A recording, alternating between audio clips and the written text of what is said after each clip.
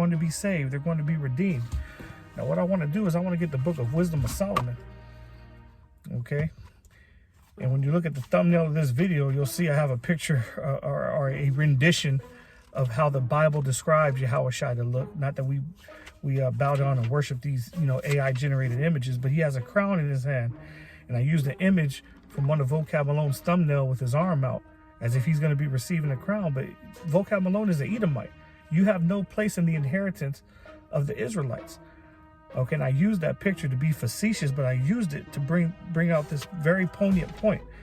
And this is going to be our closing scripture through the Spirit. But this is the Wisdom of Solomon, chapter 5. It says, "Then shall the righteous man stand in great boldness before the face of such as afflicted him and made no account of his labors. Which public enemy number one to the Israelites are you Edomites, Vocab Malone, who have had us and kept us in a perpetual state of slavery. You took our name, you took our culture. Hell, you even took our identity." Okay? And it says, "When they see it, they shall be troubled with terrible fear and shall be amazed at the strangeness of his salvation, so far beyond all that they look for." Why is that? Because this earth is about to be invaded. It's going to be invaded from another realm, the heavenly realm, the fourth dimension. What the world calls UFOs or UAPs are going to blanket this sky. Okay, it's going to be unlike anything we've ever seen before. No Hollywood movie or rendition or sci-fi film is going to be able to top what the Lord is about to bring to this world. Okay, and you heathens, those that doubted the word of the prophets, are going to be amazed at the strangeness of our salvation. It's going to be a strange thing, even though it was told you what was going to happen. Okay, continuing on, it says, "And they repenting and groaning for anguish of spirit shall say within themselves, this was he whom we had sometimes in derision and a proverb of reproach." So basically they're going to say, this is he? These so-called Negroes, so-called Hispanics, so-called Native Americans were really the chosen people?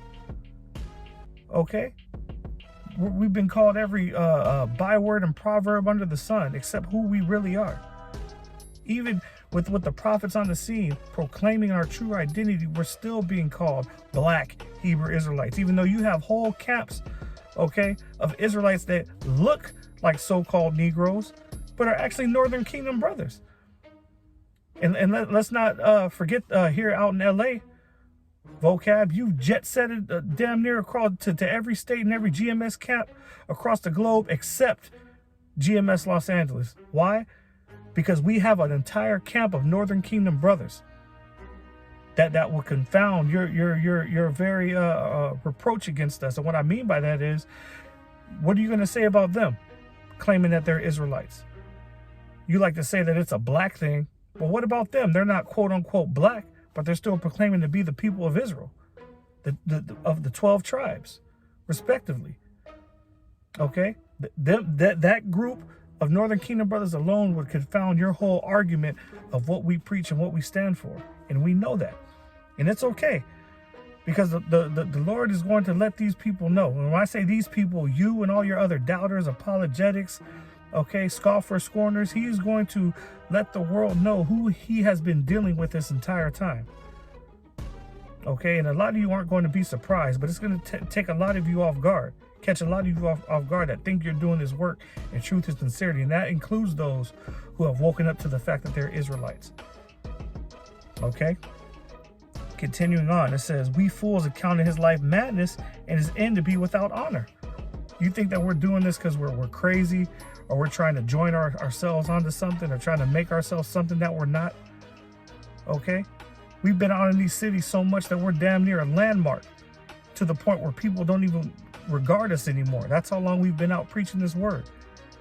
But they're going to know that a prophet has been among them when these prophecies start to unfold.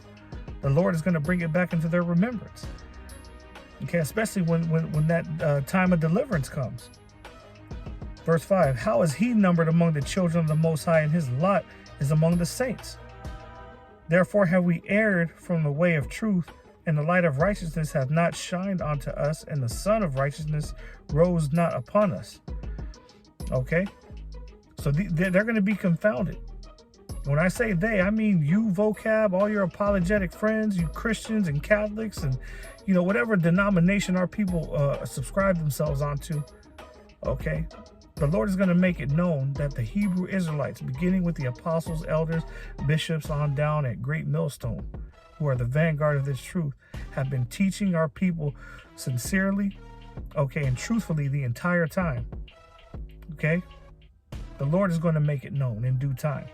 But until then, we're just going to keep going out doing what we have been required to do, what we've been called to do, given that unction to teach, being obedient to the Lord until he shuts our mouths and takes us off the street. Because one of the prophecies that have yet to take place is the famine of the word.